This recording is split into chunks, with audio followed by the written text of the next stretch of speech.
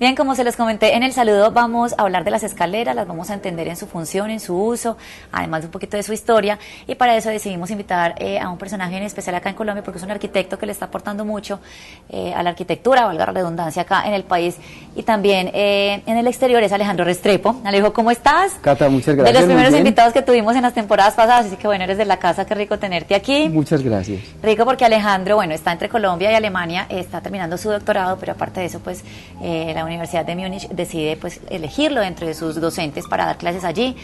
Aquí también da clases en la Universidad Pontificia Bolivariana y bueno, tiene una agenda pues muy ocupada entre sus diseños, conferencias y demás, así que bueno, el concreto, pero también las escalas o escaleras, como es el término exacto, que tú nos vas a explicar de qué se trata bien, es el tema entonces aquí central. Vamos entonces a enfocarnos con escaleras. Antes de empezar por esa historia que yo sé que la tienes muy clara, ¿cuál es la diferencia entonces entre el término que comúnmente usamos mal, como escalas, versus escaleras, que es como se debe decir? Sí, y ambos términos se utilizan con mucha frecuencia. Escaleras es el término técnico correcto.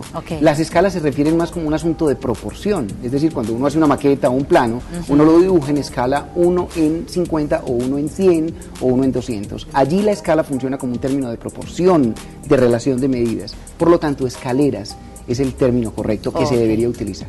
Bien, Alejo, entonces, ¿cómo definimos entonces y podemos entender las escaleras desde los inicios? Las escaleras son aquella conexión que existe entre diferentes espacios interiores o exteriores, pero a diferentes alturas. Por lo tanto, para llegar a un espacio se tuvo siempre la posibilidad de hacer unas rampas o unos diseños de unas superficies inclinadas que costaban muchísimo espacio recorrerlas, en algunas ocasiones eran incómodas porque la pendiente o la inclinación de esas rampas hacía que los pasos no fueran cómodos. Con el paso del tiempo se fueron poniendo piedras sobre piedras para ir salvando esas dimensiones y hoy los monumentos arquitectónicos históricos, generalmente piramidales o con formas escalonadas, asumen en la escalera uno de sus principales elementos para poder llegar desde el punto más bajo al punto superior.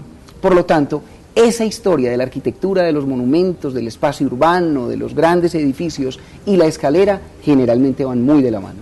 Ok, ¿cómo podríamos entender las escaleras en su diseño? O sea, ¿cómo están constituidas o concebidas?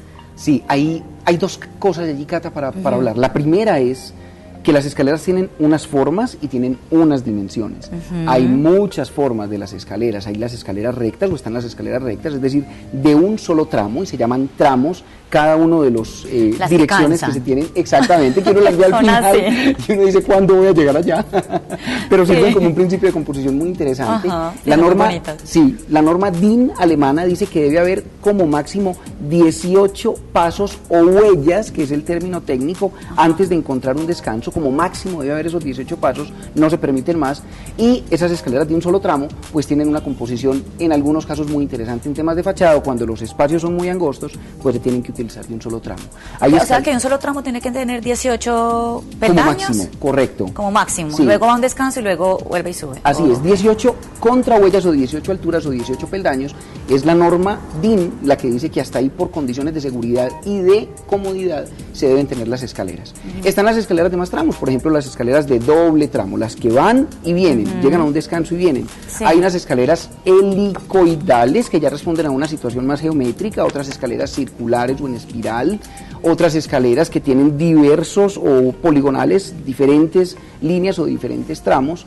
Y la segunda situación, además de la forma, es el tema de las proporciones o de las dimensiones. Esas proporciones o dimensiones son situaciones que establecen la seguridad en el paso de quienes utilizan la escalera. Y has sentido muchas veces, seguramente, Cata, que hay unas escaleras incómodas porque los pasos te cansan. Por lo tanto, esa situación, eso se debe a que no se maneja correctamente dos tipos de proporción. La primera es la proporción de seguridad.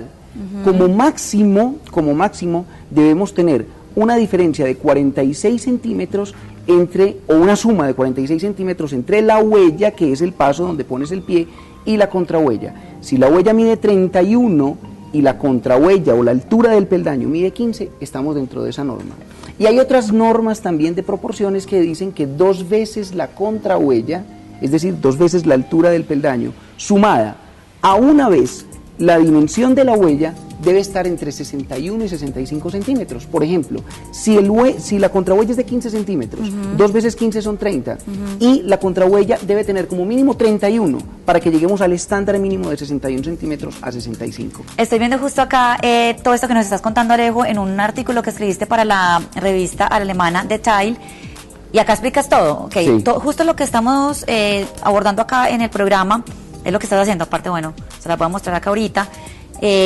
Clases de escaleras existen muchísimas. Sí. ¿Cuáles podríamos entender y cuáles son las que más usamos? Porque ya la Caracol todavía se usa, o eso ya se usa y depende de cada uno de los espacios donde se vaya a utilizar. Sí. La escalera en Caracol generalmente se hace para espacios que no son muy concurridos, que tienen muy poca área, y hay otros tipos. La parte geométrica tiene un papel fundamental, o las proporciones interiores del espacio, y el uso de los edificios donde vamos a poner las escaleras. En un edificio público, la diferencia o la altura de las contrahuellas debe ser menor a la altura de las contrahuellas o de los peldaños en una casa, por ejemplo, porque en un edificio público concurren más personas y hay personas de todas las edades caminando allí, desde niños hasta personas que tienen dificultades motrices, por ejemplo. Entonces, en este tipo de condiciones, las dimensiones y las formas de las escaleras juegan un papel fundamental.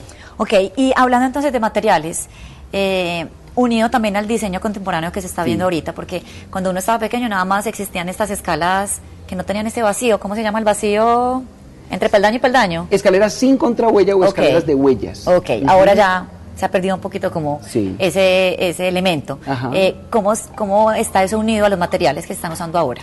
Cata, ese es un tema muy importante en el diseño de las escaleras, porque los materiales, además de tener un lenguaje muy especial, tienen una condición técnica que permite el diseño y la construcción de las escaleras. Vamos a hablar de 4 materiales, digamos que principales en el diseño de las escaleras. Las escaleras en hormigón o en concreto, que son generalmente las que más se utilizan por temas de seguridad, de facilidad industrial y de construcción. Hay otras escaleras que son metálicas, que son más livianas que las escaleras de hormigón o de concreto, que se pueden prefabricar. Las de concreto también se pueden prefabricar. Hay otras escaleras que se pueden hacer en otro tipo de material, como la piedra, que fue el primer material que se utilizó para construir escaleras.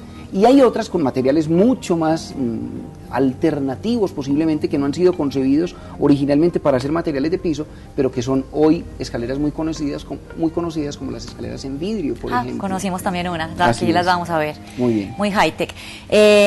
Y los costos, ¿cómo compiten uno entre el otro? Si una persona está en este momento construyendo su casa o reorganizando su espacio comercial, ¿cuál sería como una opción para tener una escalera durable, segura, bonita, pero que no suba mucho el costo? Sí, el tema de selección de la escalera es ese que finalmente acabas de decir.